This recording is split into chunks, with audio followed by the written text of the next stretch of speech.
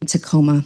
We welcome you today, and we want to give a special shout out to all of those who helped sponsor today's event. So when you hear your org, just shout out a little love, okay? So first we want to hear from Tacoma Ministerial Alliance, TMA.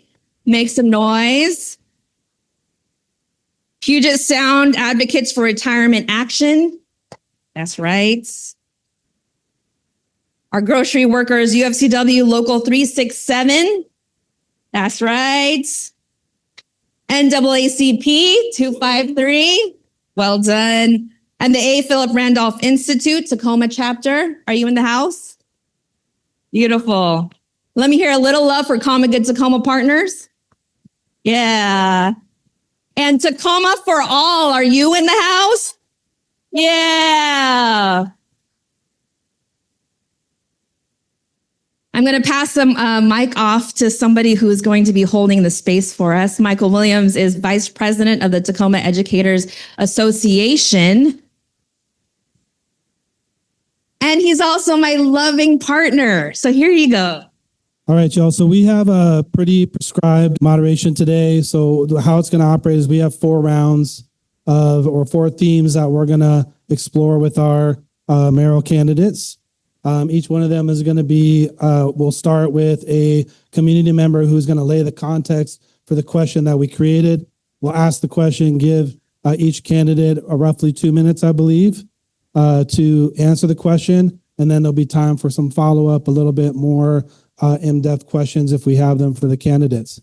That's how it'll work for all 4 rounds. Does that sound good to everybody? All right. I want to give a special shout out to my timekeepers. And I think that you all should probably know there's the timekeepers to let you know. We are going to be a little bit strict around the time just because it's a lot of time that folks are putting in. So we'll try not to be super rude, but if I cut you off, I apologize. So that being said, the first topic today is going to be around the unhoused crisis. And to lead that conversation first, we're going to bring up Taz. So Taz is originally from New Orleans. He is a current artist going by the name Homeless Homie. And he's going to kind of set the context for this first part of our conversation today. Thank you, Taz. Hello, how y'all doing? I never did this before, so bear with me. Hi, how y'all doing? I'm your homeless homie. You heard me? That's what I go by in the streets because all I want to do is see people smile. You know what I'm saying? We live a rough enough situation to where every day that we wake up with frowns on our face, and that's if we go to sleep that night. You know what I'm saying? So basically, like I promote smiles, and I want to say like it's been hard out there where we at. We've been moved 3 times in 1 week, constantly getting harassed. I don't know where to start at. It's so much that I just want to take the word less and just change it into something different because I'm just sick of hearing it. You know what I'm saying? Like homeless, not hopeless, homeless, not skillless, homeless, not fearless. You know what I'm saying? There's a lot going on, and it just, I don't know. I just wanted to get up here today and just show my face to let everybody know that y'all not the only one in this situation. We all here together. And as long as we stand by each other and help each other, then we could go forward with this and hopefully things will get better. Thank y'all. Okay, candidates. So that'll lead us to our first question for you all. And if it's okay, we'll just probably start with Whitney and move down. And then maybe the next round we'll back the other way. So it's fairly equitable for you all. So the first round question goes a little something like this. So the city has attempted a variety of responses to address homelessness, most of which are expensive and ineffective, and almost all of which include some element of criminalizing homeless and poverty. What do you see as the root cause of homelessness? Why do you think the city has been so oriented towards criminalizing it? What plans do you have to do for decriminalizing homelessness and creating sustainable solutions that address the root causes that you've identified? Hi, everybody. I'm Whitney. That is a doctoral dissertation right there that I'm going to cover in as fast as possible. So fundamentally, I think what I'm going to say that every single decision that I would make is prefaced on the issue that being without a home, being without a roof over your head does not make you a criminal, and it never should. I believe that we need to figure out where our money is going, because right now there is not comprehensive tracking of our money. Sure, the city can say, oh, we sent this organization this much money, this organization this much money, and you can go see what they did with it. But there is not a comprehensive, what is that money getting us, and actually is it moving the needle? So that is a place that we need to work on that. We need to define the problem better. Okay, what is the problem that we are trying to solve? Because right now, the city and the county, no jurisdiction in Pierce County is currently tracking the number of people who die on our streets. An individual who is here in the audience does that on his own accord. Okay, that's unacceptable, because to me, a great measure of whether or not our response to homelessness is being effective would be reducing the number of people who die on our streets. So those are just some very basic things that I think we need to get resolved and work towards. Fundamentally, what are the causes of our homelessness crisis? It's, actual structural societal problems. It is the fact that it costs you need to make $41 an hour to afford a 2-bedroom apartment in the state of Washington. Heaven forbid if you have children and you need to pay childcare on top of that, which is one of my main goals, is accessing childcare. 15 seconds. Our wages have not kept pace. Our housing is too expensive. We do not have a social safety net for families with children, for people with disabilities, for older folks, for anyone who basically doesn't fit the mold. We are out of options. Hi, everyone. Anders Ibsen. So homelessness is about money and housing. That's fundamentally what it really comes down to. And some people just don't have those things. Let us dispense with the notion that addiction or mental illness cause homelessness. Addiction and mental health challenges are in every single social class, right? I mean, look at Elon Musk, for example. He's not living in an RV, right? He wants you to live in an RV, but he himself is not, because people with privilege, people with connections, or even just people with middle-class backgrounds who have parents or have family they can crash with when circumstances change, right?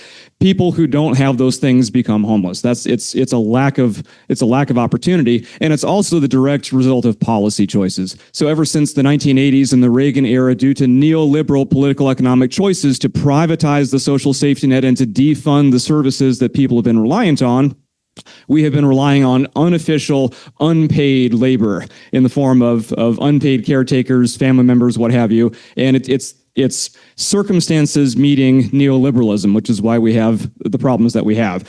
Now, that being said, the solutions that are available to us, it means really addressing the problem. So has anyone ever read that? There was this wonderful article, and by wonderful, I mean it was horrifying, but there was this article in the Grit City magazine. It was Confessions of a Member of the Homeless Industrial Complex. Anyone read that? So I met that person. I actually had coffee with that person after reading it and respecting that person's anonymity.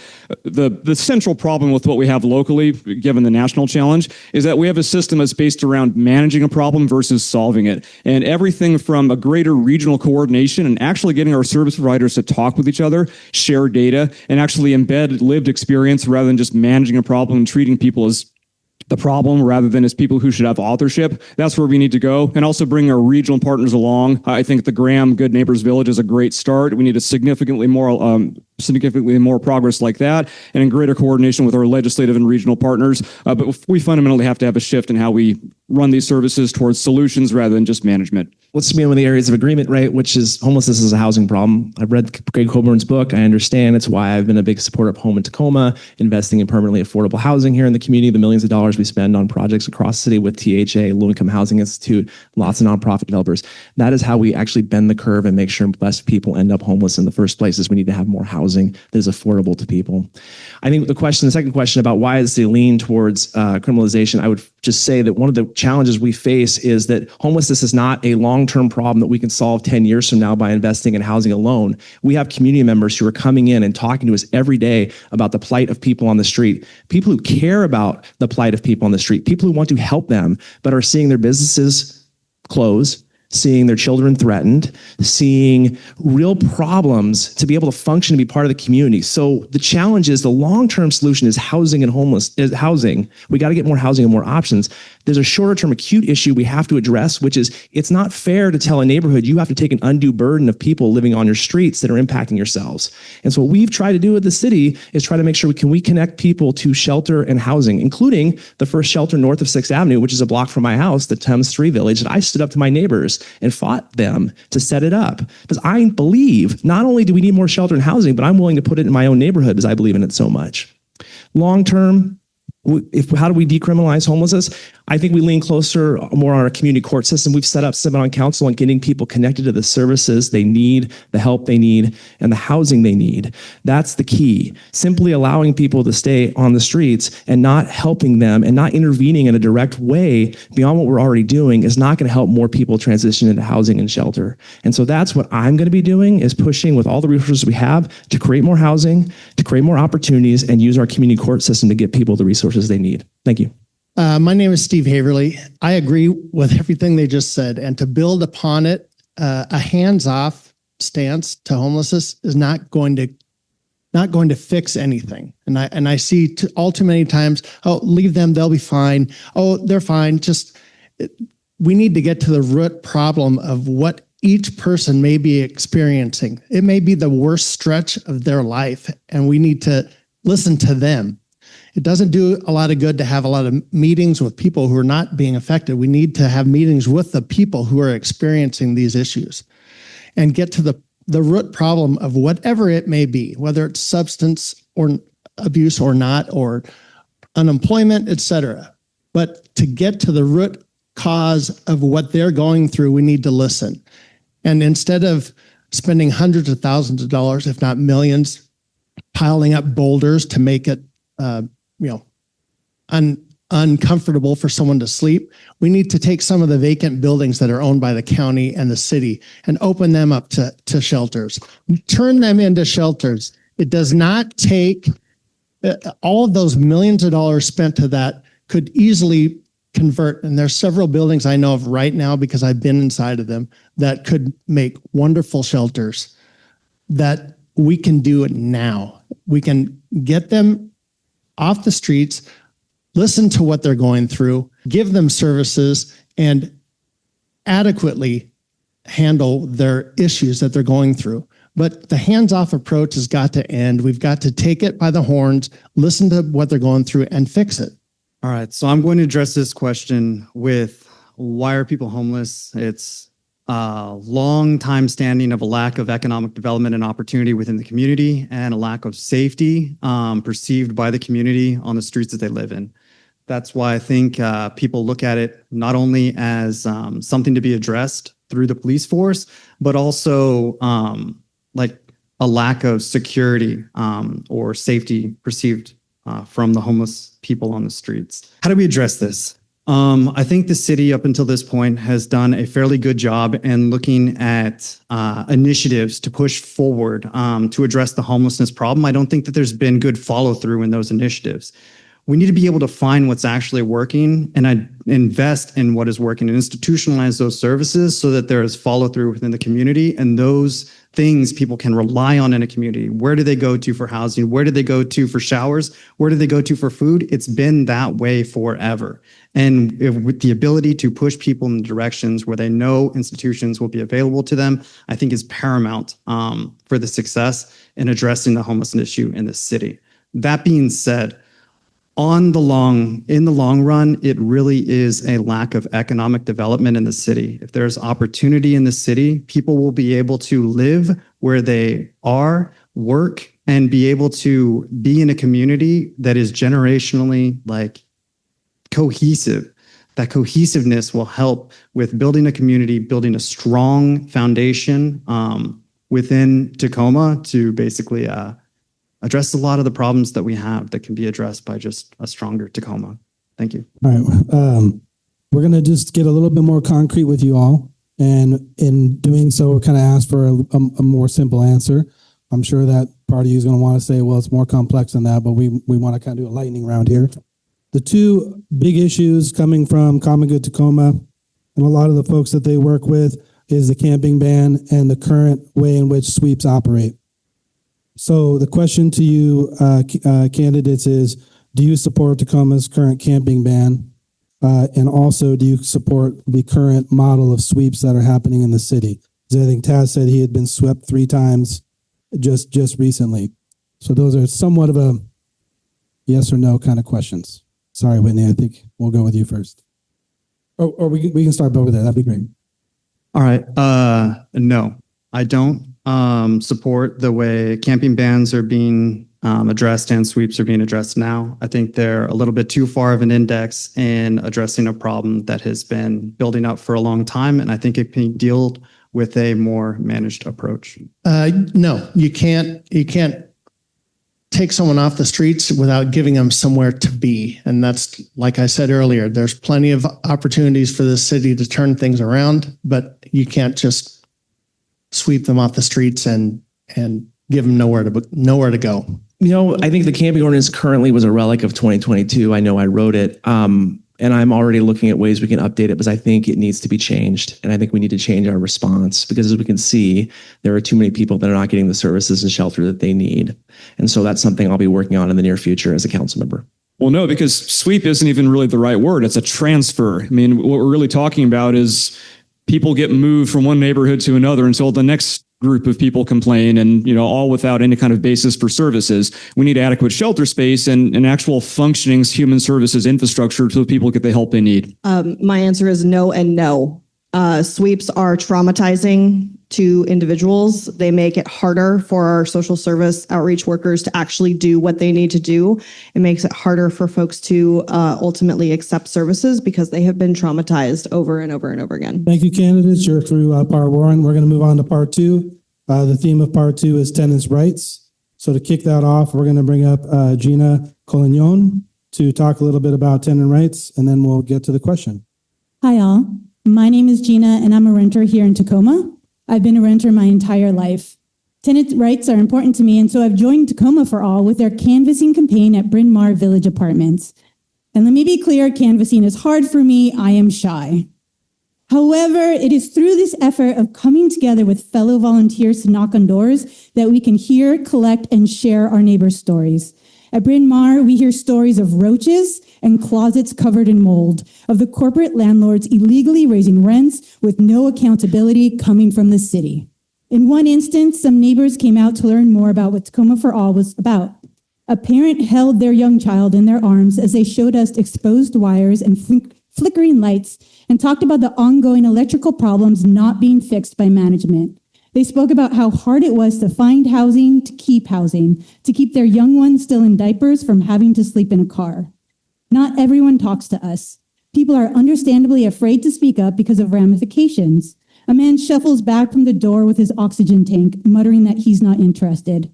Eyes get big, not all doors open.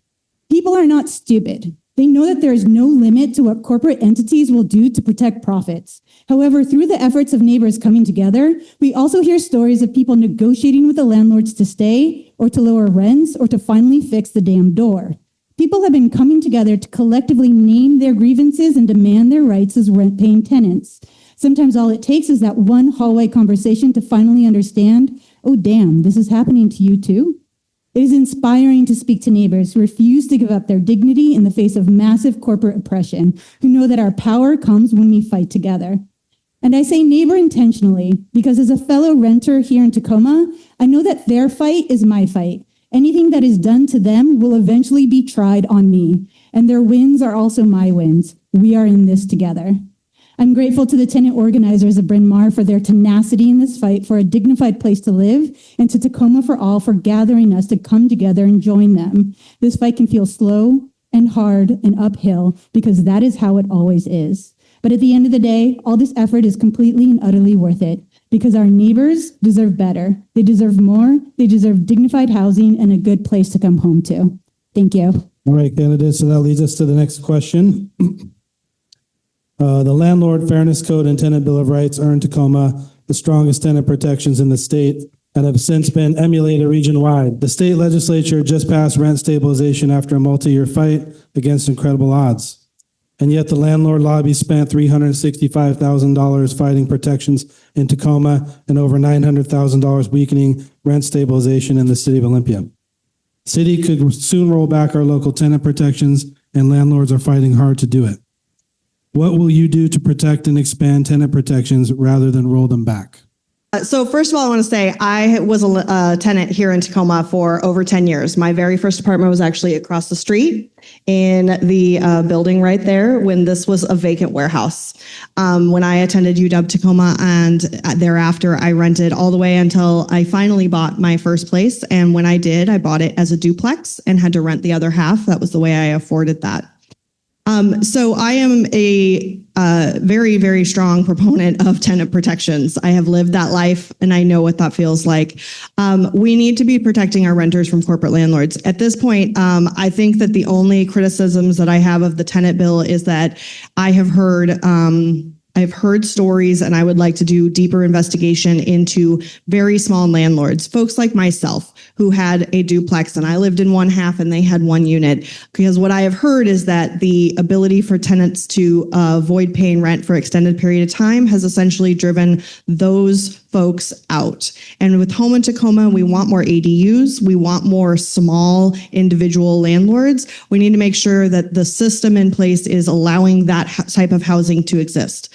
That being said, the other biggest criticism I have with this bill is the lack of meaningful enforcement and navigation of the bill and compliance. And as the city, we need to do a better job of actually doing that and dedicating a funding stream to fund enforcement, to actually fund meaningful housing, because tenants have rights, right? You have exposed wires. You have the right to not pay rent and instead pay for those repairs. But that's not something that is often navigable as an individual, especially standing up to a corporate landlord, especially folks who don't know how to navigate the system. As the city and as nonprofits like Tacoma for All, we really need to step up that is where we need to focus our energy on, and moving that so that everyone who has a home here in Tacoma can live in that home with dignity.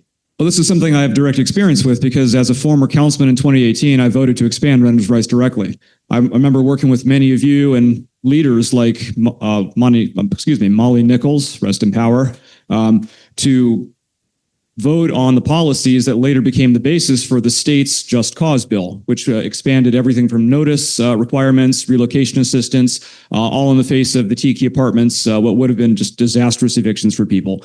So in reviewing Measure 1, I think there definitely are areas for improvement. One area that I would actually really like to look at expanding is the role for licensing. So many landlords just don't have business licenses for their rentals. It's pretty well known. I'm speaking a little bit actually as a bit of a traitor to my class, if you could call me that, because I'm actually a landlord who's not endorsed by the landlord lobby running for this position. One of my opponents is, though. I'm also a realtor who's not endorsed by the Realtors Association. One of my opponents is too. So make of that what you will, right? So, I mean, I'm happy to work with people, but I mean, my ideals are what they are, and I stand by my record. Now, that's one area of interest. The Evergreen State College Tacoma is actually doing a very thorough investigation based on renter, landlord, and other vendor testimony. I think that's going to be very interesting to make some data-based modifications if and when that policy comes up to the full council, which I'd be interested in doing. Finally, something I'd really recommend that we look at as well. This is very dry, but I think it's very interesting. Licensing in general is like a very big policy frontier for the city for a lot of reasons. We have what's called provisional licensing in Tacoma, which is basically a slumlord license. Like if you've been found guilty of like building code violations past a certain point, the city will be all up in your business. You get charged a higher fee, and there's actual proactive monitoring of your behavior as a landlord until you keep your nose clean for a few years. We could better integrate that with some of these other regulations. And also, for goodness sakes, let's get Chiquetta Elders some help so it's not just one person enforcing this thing. That's my take on it. I guess I should be really clear, right? As many of you know, I was not a big proponent of the tenants' right bill that went forward, and spoke very clearly about my concerns about it locking potential people out of the housing market and potentially pushing some of our naturally occurring affordable housing out of the rental market and being sold. But it passed. The voters, in their infinite wisdom, passed it, and the city has been working to uphold it. I would say that when I look ahead at potential protection, I think we have pretty robust tenant protections here. I think the real issue that we've seen and we've talked about multiple times is people don't have enough money to pay rent. There's not enough affordable housing here. I think one of the concerns I have just with focusing solely on tenants' rights is it's basically telling people the way you can keep your housing is not to pay your rent. It gives us a way not to say we need more housing that's more affordable for people in more places. So that's where I'm leaning in. We are going to have to look at some of the tenants' rights positions that passed. As a council, one of the concerns that I have heard repeatedly, and just to bring it up, is that the nonprofit housing providers that we have in our city. So Low Income Housing Institute, Tacoma Housing Authority has some real concerns and potential impacts on paid rents on their ability to maintain their facilities and provide decent housing for folks. So that is a conversation we are going to need to have as a city with some of our nonprofit housing providers, but also with the folks like yourselves, the tenants advocacy groups, because at the end of the day, we all want people to have safe, stable housing. I'm an educator, I'm a teacher by background. I know the importance of safe, stable housing for families and children. And at the end of the day, that is what I want to see. More places for people to live that they can afford. And that's what I'm going to continue to work on. And I look forward to working with all of you on that, not just tenants' rights, but everything that we do to get more housing built in the city. So of the candidates, I'm the only one in the construction and development field. I've been in land development for 35 plus years. I'm not a developer, never have been, never will be. Why are we here? In most places, there's been abuses on both sides. There's been abusive tenants that take advantage of landlords, and there's been landlords who are abusive towards tenants. We need to find a happy medium. We need to root out slumlords, make it clear that Tacoma is not a place for you to be a slumlord and be successful. And we need to, how do you teach a community to be respectful of businesses and at the same time be respectful of landlords? So you have to change our mentality in Tacoma. Let everyone know that, hey, we care about you. We want to give you a nice place to live. Tell me what I can do to help you. So for me, it's about boundaries. It's about setting limitations for landlords, making sure that they keep up their end of the bargain. And the people have to do the same thing, the tenants. I don't think it's a place of government to teach everyone how to be good people and to be a good landlord and to be a good tenant.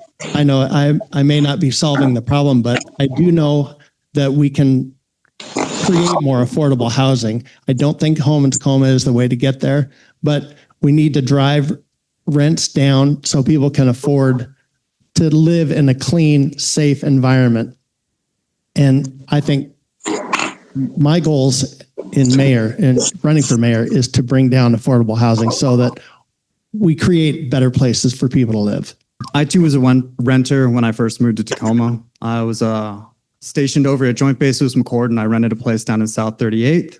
And I was fortunate enough to be able to afford a down payment on a house and basically move into my first house down on South 38th as well. When I got into college, I didn't want to give up the property that I had worked so hard to get, so I tried to rent it out. When I left the state, it went into disrepair. The tenants that we had actually destroyed the property pretty bad, and I wasn't able to afford going to college and actually maintaining that property, so I had to sell it. Fast forward 4 years, I came back. I was able to afford another down payment in a house and moved right back to Tacoma, but it's really hard as a person that's just coming up and buying your first house and seeing it destroyed in front of you and not being able to do anything about it and really just have it taken out from under you.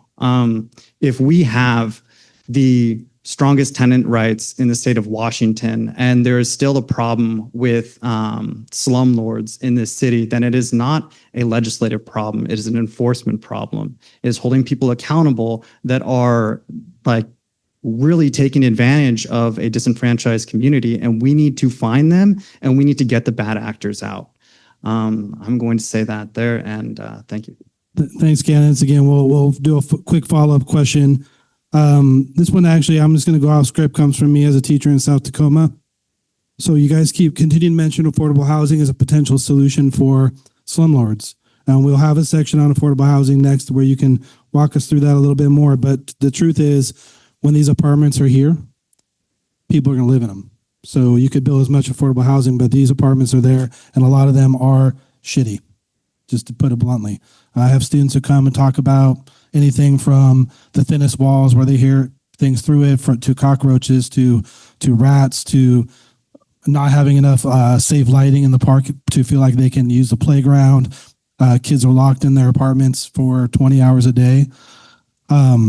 So I guess I want to ask the question, because some of you brought it up, is how do you imagine enforcement happening, or how do you imagine a city where Tacoma tenants are most vulnerable tenants, undocumented immigrants, folks who don't speak English, are learning how to enforce this so that they don't have to live in these places? Yeah, so think one of the unique positions as the role of mayor is that you're really the figurehead of the city. Like, you are the one that is banging the drums to push movement in a certain direction. And the thinnest walls, things not being built to code, like, these are all laws. This is all legislation that's already put in place. And the problem is holding people accountable whose job it is to say whether it is up to code or not. It obviously isn't. And finding those people, holding them accountable, and then replacing them if they're not doing their job, or pushing them in a direction where they can do their job, is paramount to having a successful, livable housing within the area. There's no simple answer to that. And I know that's what we're here to provide, is simple answers, but it's like I said, how do you make someone not be a horrible landlord? There has to be accountability. And sometimes, well, not sometimes, there's always everything costs money to do these things. So there's budgetary shortfalls that aren't going to allow us to police this. But we need to create more responsible city government that's spending our money more wisely, and create avenues so where we can fund checking in on people's living conditions, and make sure that people are held accountable, and make sure that there's money to enforce this, make sure there's plans and programs and policies in place that keep people from having to live in conditions that are subpar. So again, there's no simple question or no simple answer to this, but we can reprioritize. If any problem is big enough, we need to reprioritize and make sure that these things are not falling through the cracks, that we as a city are taking care of the people in need and who are living in unsatisfactory conditions. Well, so first and foremost, Measure 1 was written to allow private right action for tenants to sue landlords to address these issues and increase the penalties on that in order to make sure landlords do that. So I think the most simple thing we can do is continue to provide funding to like Tacoma Pro Bono and other legal entities that are helping tenants sue their landlords to make sure they're enforcing those pieces. The next step is we need to, more likely than not, I agree with Anders, which is we need to look at our licensing code to make sure, one, everyone who has who is renting a piece of property is licensed, and then when they're licensed, that we're enforcing the basic requirements of a habitable, safe space for people to be. So we don't know how many people have rental housing properties because not all of them are licensed. So one of the things we need to work on is getting them all licensed so we can enforce on them. And then the last step is just we need to increase the number of people who are doing enforcement in the city's landlord-tenant office, and making sure there are more people that are out there that can respond to complaints and connect people to the issues that are there. I think that's kind of the 3 steps I would say to try to address this as quickly as possible. So the central structural problem underlying all this is that landlording is just the Wild West. It is a very unregulated, informal economy, right? Even though we have aspirations. So one thing that we could do, which I'm not saying it's easy, but I think legislatively be relatively simple, is make not having a business license on your rental property be a defense against rent increase or eviction.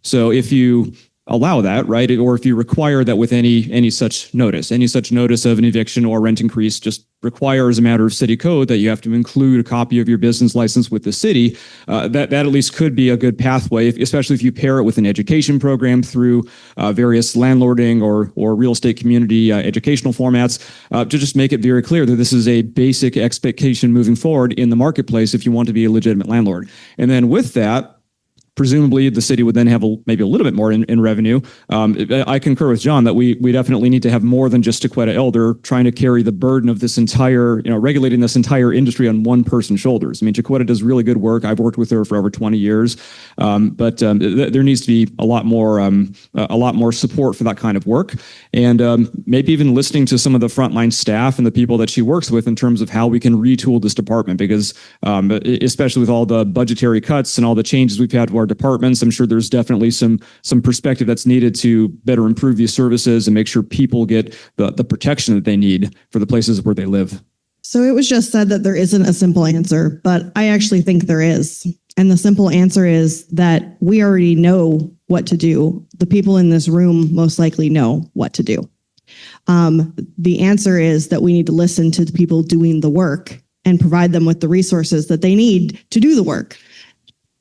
To the point of dollars, because we do have a limited budget, we can create a dedicated enforcement fund. We did this when we implemented parking meters downtown 15 years ago when I was president of the Downtown Merchants Group, where all of the ticket revenue went directly into a dedicated fund that could not be co-opted into the general fund or other issues. And then it was funding enforcement.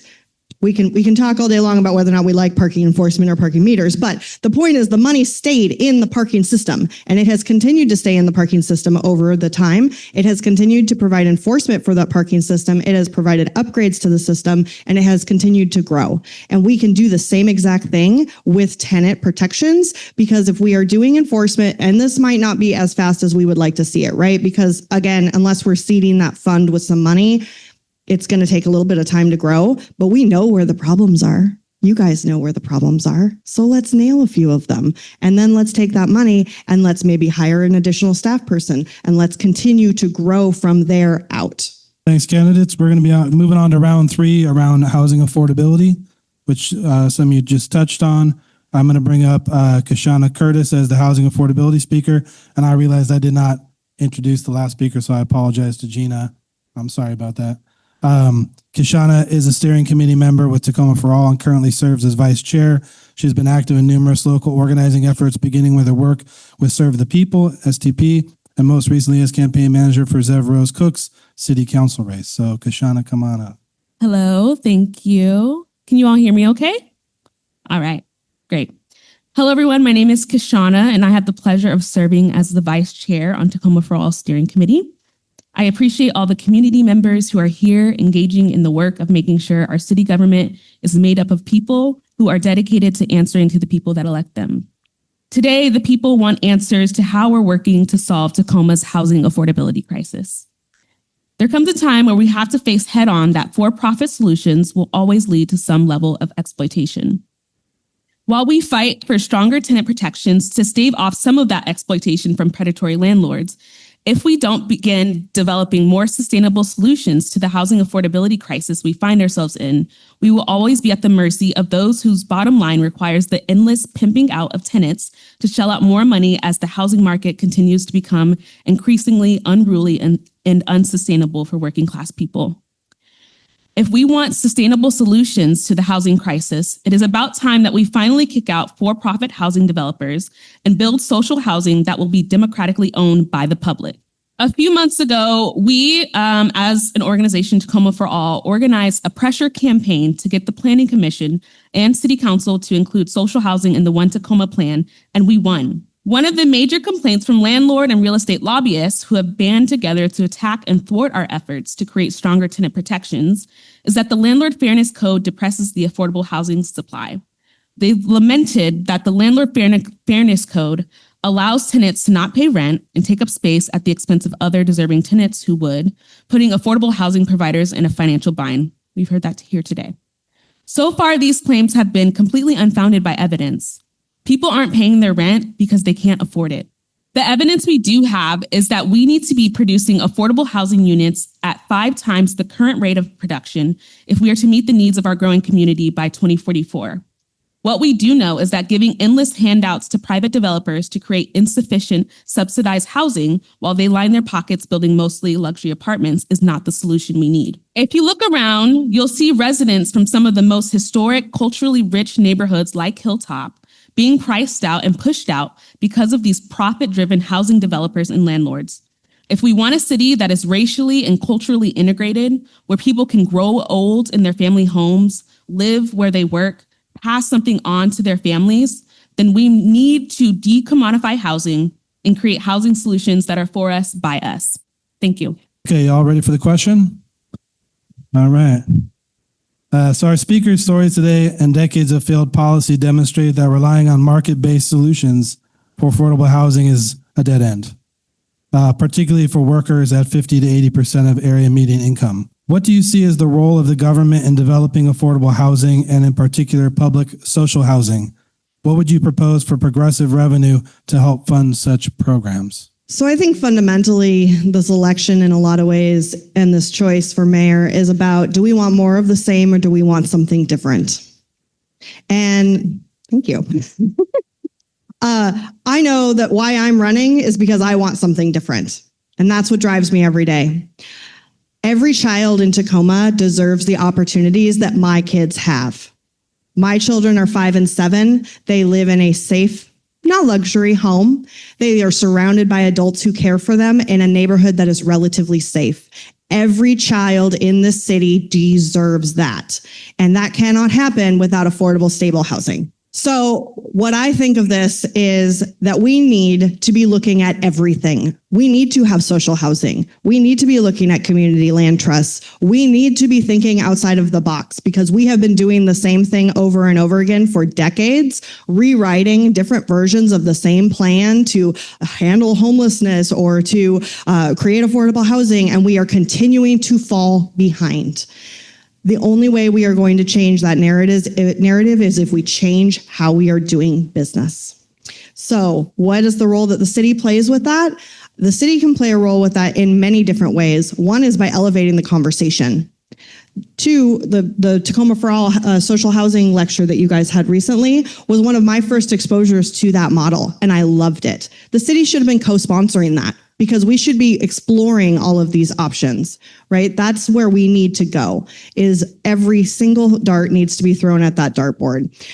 We need to be elevating evidence-based solutions. We need to be looking at where they are being successful, and we need to be centering people and not politicians making those decisions.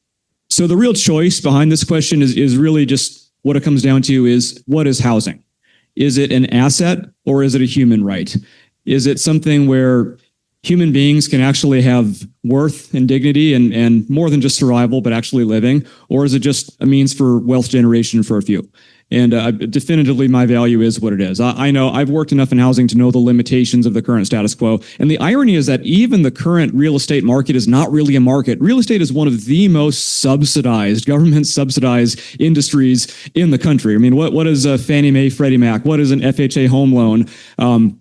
Very, very subsidized, right? Just by its very nature. And so how about some actual public benefit to that? So I'm a very big fan of social housing. I particularly love the Vienna model because it's not means tested. Just on principle, I despise the notion of means testing. I think that do we say that you're not poor enough to have a fire department? You're not poor enough to go to a public school? You know, it's just utter undermining of the social compact, right? So as a city, what we can and should do, besides moving that conversation forward, is an all-the-above approach with a forceful emphasis on how can we have more non-commodified options, along with more ADUs, more duplexes, more ownership opportunities. You know, because the best ecosystems, the healthiest ecosystems are mixed, but we need to have significantly more non-commodified ingredients in that mix. So, among other options, taking a look at community land trusts, like what they're exploring with the old Rite Aid site in Hilltop, for example, cooperatives, which originally was going to be discussed for that area. And in the social housing conversation, I think crucially, we need to have a regional conversation there, very similar to homelessness, because we don't necessarily have the King County tax base, but we do have assets. We have assets in the form of either deposits or other assets that we can use in partnership with our partner jurisdictions to see if we can capitalize the initial construction and actually get some things built, and to the greatest extent possible, not make it means tested so that people from all walks of life can benefit, and we can flood the housing market to stabilize and even drop the rent. Sorry, I'm going to ask you, can you please repeat the question one more time? Sorry about that. What do you see as the role of the government in developing affordable housing, and in particular public social housing? What would you propose for progressive revenue to help fund such programs? Yeah, no, very clearly the private market is not good at delivering truly affordable housing. It just won't do it. So if you're talking about people making 50% of AMI or lower, so 50% of the area median income or lower, it's going to have to be government intervention. It's going to have to be paid for by the government or by, thank you for that. It's going to, if anything less than 50% of AMI is going to have to be paid for by the government. So I think there's a lot of models that we have already with our nonprofit housing providers like Tacoma Housing Authority that's built a lot of huge projects on the Hilltop and throughout the city, like the Low Income Housing Institute. We have Mercy Mercy Housing, which is building 2 large projects in my council district, which is the one at First United Methodist Church, and then out in James Center. Those have huge amounts of public subsidy from the city, from the county, from the state to help pay for it. That is required. I'm all for looking at other models, social housing, different models that we can think about to help generate that housing, because the only way we're going to get the truly affordable housing is that.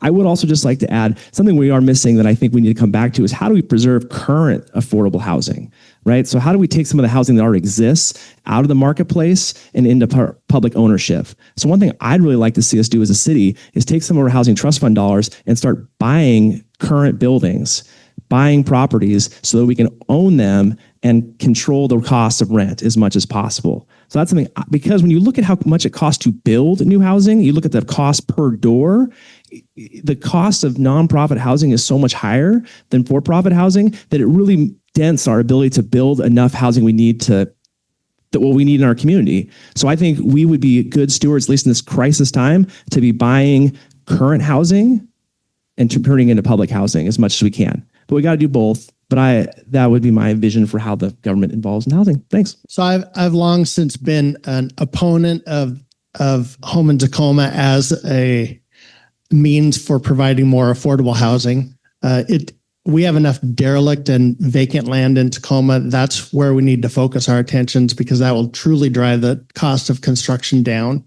Not buying someone's house for $500,000, leveling it, and making a sixplex with only 2 affordable units. That's not the answer to the masses. That's not going to get us there quickly. I think we have a ton of land in downtown Tacoma that needs to be utilized for affordable housing.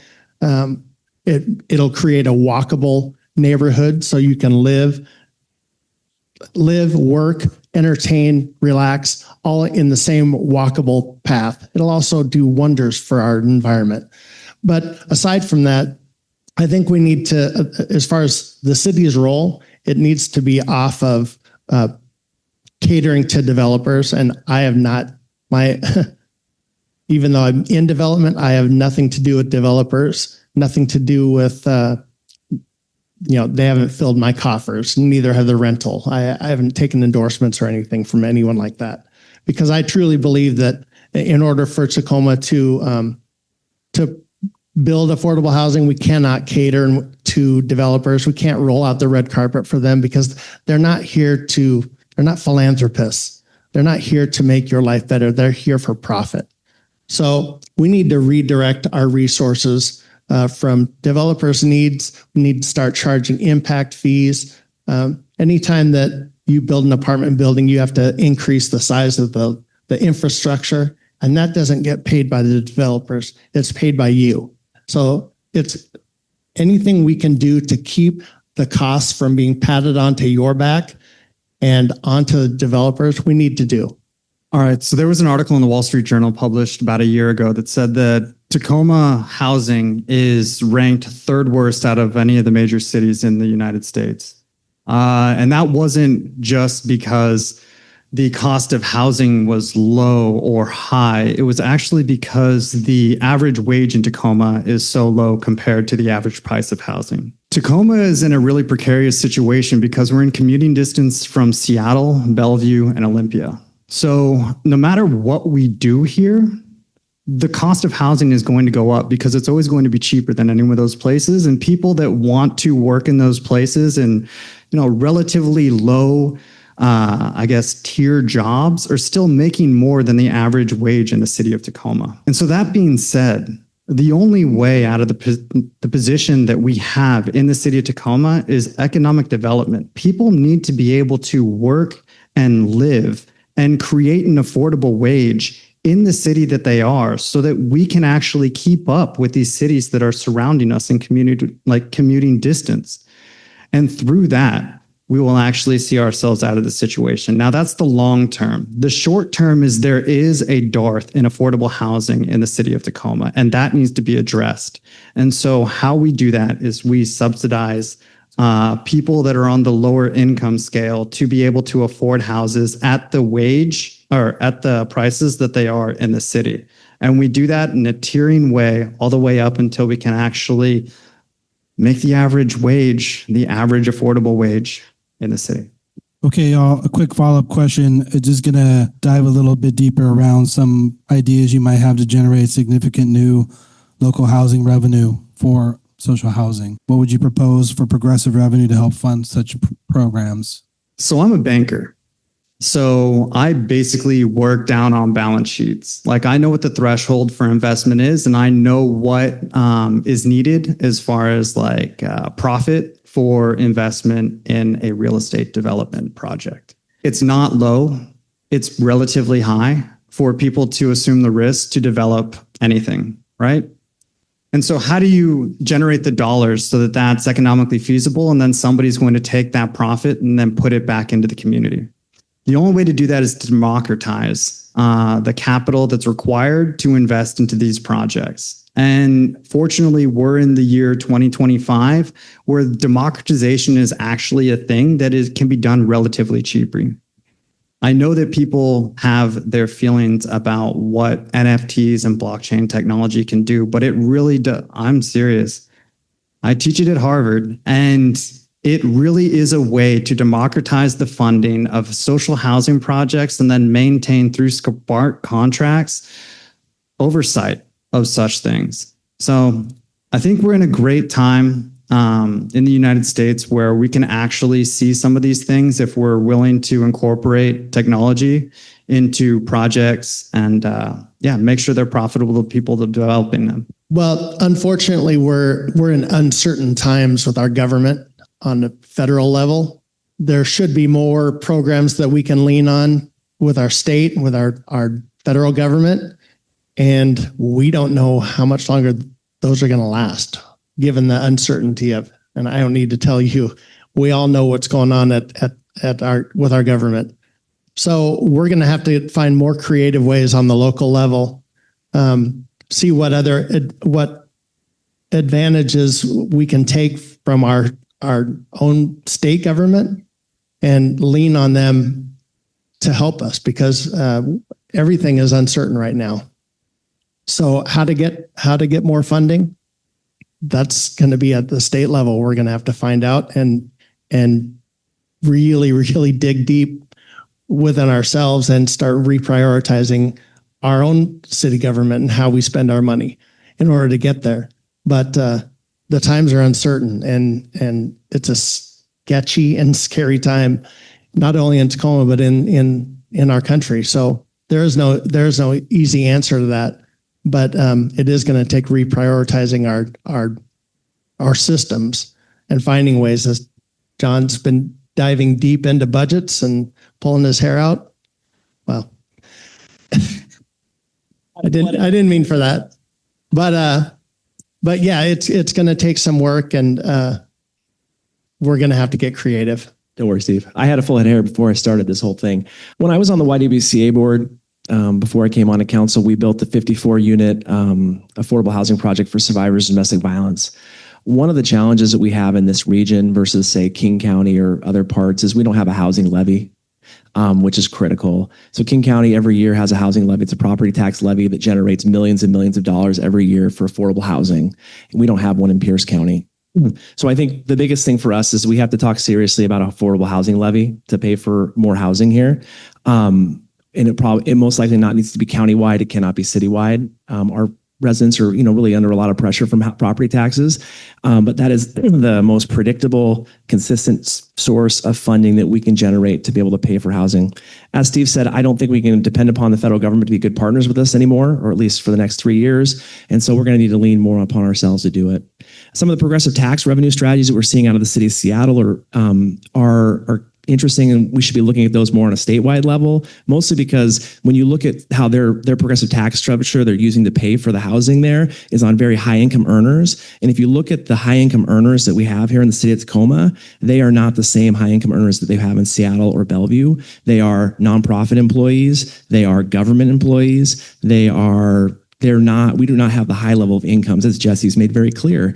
And so if we're looking for a really progressive revenue strategy, we need to partner with the state to identify that so that we can generate it. But otherwise, we're really left with property taxes as being like the one dependable way we can pay for more affordable housing in this community. So there's nowhere around some revenue, whether it's taking a look with caution at something like a local levy, keeping in mind how regressive the property tax is, and working more with our state delegation. We almost got there with the state wealth tax. I mean, that besides just reversing just the tremendous unfair regressivity of our broken state tax code, all the support we can give to our delegation for that and many other reasons is truly warranted. But the reality is that Tacoma does not have a tax base. We're a relatively poor city, especially once you go south of 6th Ave and Highway 16 relative to our need. That's just the reality, right?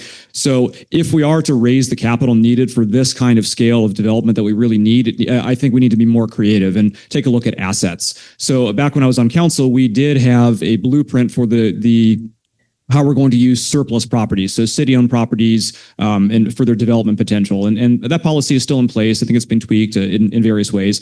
And that's mostly been with an eye towards private development for-profit, the mid-rises you tend to see downtown. And while that has its place, could we activate more of those parcels for a more nonprofit, non-commodified approach? Would it make more sense to just gift some of those properties to nonprofit developers like Tacoma Housing Authority, the TCRA, for example? And there could be a revenue component because maybe the city can retain a ground lease so we can fund more affordable housing or bond against that to have more sustainable revenue. If you want to be even more creative, I'm a very big fan of public banking myself. So if we could take a look at the tens of millions of dollars that go into Wells Fargo of city tax money, could that go into a better institution in partnership with other jurisdictions too, like maybe talk to the counties, surrounding cities, maybe even the tribe, and see what we could do to actually keep our tax dollars local and actually use them, bond against them perhaps, and actually build the housing infrastructure we need using our own assets, and in so doing, keep the money local, build local wealth, build local opportunity permanent. Yeah, I think that when you talk progressive revenue, as has been referenced, I'm going to try not to repeat folks, so I'm going to take a different angle on this. It fundamentally comes down to an overhaul of our entire state tax system. We need better wealth tax. We need a more progressive revenue tax, and to the point where maybe we need to do a constitutional amendment so we can have an income tax. These are the things that we need to be doing. And as whoever holds this position as the mayor of the third largest city in the state, there's the opportunity for this individual to be holding a leadership position in pushing that change at the state level. If I'm your choice for mayor, I can assure you that that will be a main priority for me. I think that we really need to be leery of property taxes. There are certain properties that certainly are worth quite a lot of money, where that may be, very much a wealth thing, but a large portion of our seniors and folks who are looking at generational transfer of homes, keeping those families housed, are being essentially priced out because property taxes are going so high. Even as a homeowner myself, we are watching our mortgage payment go up every single year just because of taxes, which I know that anybody who owns a home here, is in that same boat. And as someone with small children and income constrained, that changes your calculus every month. And we don't have the wealth tax or the base for a wealth tax or corporation tax, as has been mentioned in the city. I think the one thing that may be missing and hasn't been mentioned so far is corporation or partnerships with people like the Puyallup tribe. The tribe is one of the biggest economic drivers in our region. And I think that there is opportunities for us to swallow our humble pie and ask for help from other folks in the area. How do we build respectful, meaningful partnerships to actually tackle problems in a way that brings us to a solution where we are all in this together? Okay, candidates, we're on to the last part 4, which I have labeled a worker-friendly city. And some of y'all have hit on wages prior, but I'm going to bring up CJ Williams right now to introduce this part. CJ is a vice president of United Food and Commercial Workers 367 and a Safeway shop steward. He'll be speaking on 367 support of the Tenant Bill of Rights. Oh, not Tenant Bill of Rights, the Workers Bill of Rights. Oh, CJ, where you at? Sorry, bro. That's my last name, not his. It's because we look a lot alike, y'all. You can see the resemblance. So, but he's going to talk about the Workers Bill of Rights. Perfect. Hi, my name is CJ. My last name is Schneid, not Williams. And I'm a vice president of the United Food and Commercial Workers, Local 367. Our union represents around 4,000 traditionally low-wage jobs in the grocery and retail sectors, and in Tacoma, right? We're 8,000, but 4,000 in Tacoma. Many of our members are either functionally homeless or very, very close to becoming homeless, and many on social assistance and that sort of things. I sit on my union's hardship fund, and eviction is actually one of our highest issues. You know, we just talked about housing over the last 3 sections, and for that reason, we supported the Tenant Bill of Rights and got it passed. We've moved on from the Tenant Bill of Rights to the Worker Bill of Rights in order to attack these issues from the point of view of being at work instead of just, housing. The Worker Bill of Rights, for those of you who don't know, is trying to push for more predictable scheduling. It's trying to promote full-time work, and it's trying to give us a $20 an hour minimum wage to match Seattle. I think one of the candidates over here was talking about that a little bit earlier. And we're hoping that we can continue to work with our community leaders to fix these issues, both in the community and at work. All right. Funniest part about that is CJ and I hang out all the time. I knew his name wasn't not Williams, and I said it anyway. So, all right, y'all ready for the question? It's going to be 3 questions. They're going to be fairly yes or no-y. Feel free, you still have your 2 minutes if you want to expand. So question 1 is, have you read the Workers' Bill of Rights? 2, do you support the Workers' Bill of Rights, which gathered over 10,000 signatures in the city? And 3 is, do you support letting voters decide without the city putting out a counter measure to decide on whether or not they want this Workers' Bill of Rights? You want me to do it again? Yeah. So the feeling right now is a potential is that the city might put out a counter to run against. We don't want that. So how about you? This is the question. Okay. Yes, I have read the Workers' Bill of Rights. And also, I might be the only one up here. I signed it to send it to the voters because I believe in democracy. I spent over 5 years working as an elections administrator, and I believe very firmly that one of the things that is most vital to a productive and healthy society is the ability for people to speak their minds through the ballot box. So that is my reason for signing it, and I actually sat in an interview with the Chamber of Commerce and told them that. So I am advocating and walking that walk. No, I do not support the city weighing in and on this measure. Yes, I've read it. I'm broadly supportive of it. In fact, during my tenure on city council, I actually pushed for the $15 an hour minimum wage increase, along with a paid sick and safe leave ordinance that became the basis for state law, both of them. So these are issues very near and dear to my heart. I think that democracy needs clarity. I think that voters, whenever there are muddled choices, it just muddies the waters and it doesn't enhance the conversation. So insofar as we shouldn't let the perfect be the enemy of the good, I also think that people just need clear decision making. Yes, I have read the Worker Bill of Rights multiple times. And I've been really clear since the beginning. Higher wages, predictable schedules, a safe workplace are all principles I agree with. I was actually sat down with some of the people who were initially bringing forward the Worker Bill of Rights way back in July. And at the time, I was very clear about specific concerns I had about what was in the text and potential unintended consequences. So I will say at this point in time, I cannot support the Workers' Bill of Rights as written because there are some issues with the text as written that I think will cause real issues for not only some of the businesses in our community, but for the city, specifically ourselves. So that is where I stand on that one, to be really honest with you all. Do I support the city putting an alternative on the ballot? The city is currently considering it. It was verified. 10,000 signatures turned in. It was verified. It's before the council. We're looking closely at the policy and deciding what steps we want to take next. My inclination is not to put an alternative on the ballot. I don't think that's appropriate. But at the end of the day, the people do expect the council, if they have concerns about something, to provide an alternative. And I've heard that multiple times. I've talked to people at the door as they've said, council member, if you have issues with what's before the voters, you need to weigh in and provide them with something that you think is sustainable or you think meets some of the values that you have. So thank you very much. Yes, I've read it.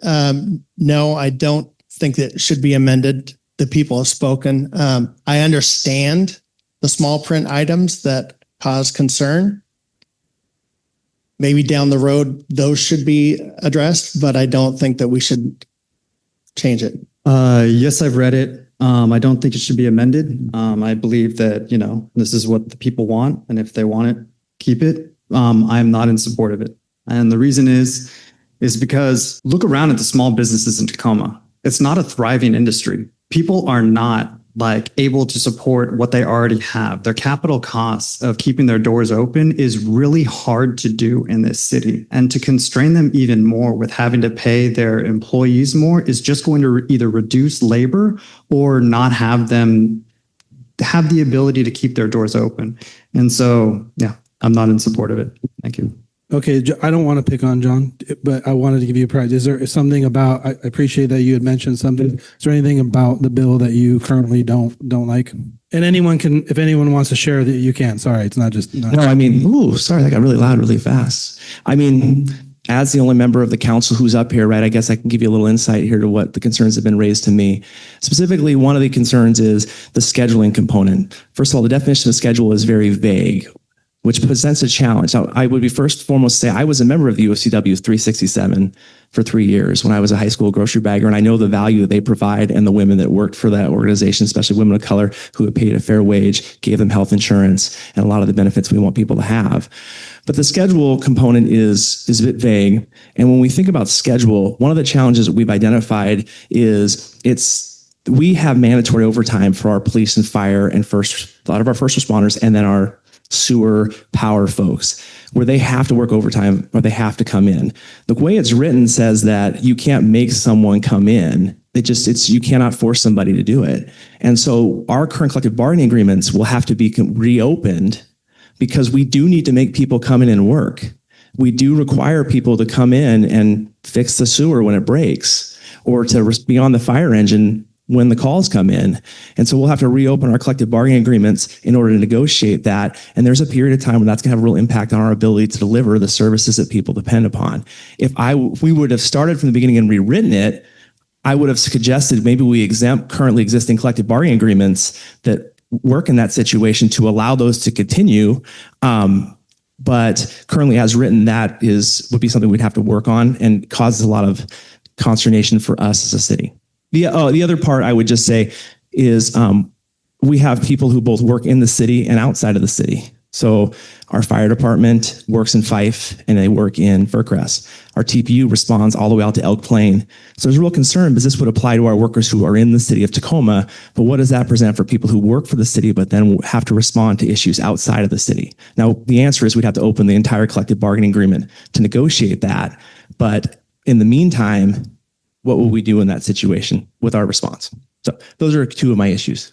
I'm happy to talk to people afterwards if they'd like to talk to me about that. Okay, y'all. So we were going to give the candidates a very large round of applause right now. And then we are unceremoniously going to kick you out because we have an activity to do. Yeah, they can come back in 15, but we're going to do a little in-house conversation. We obviously don't want them here.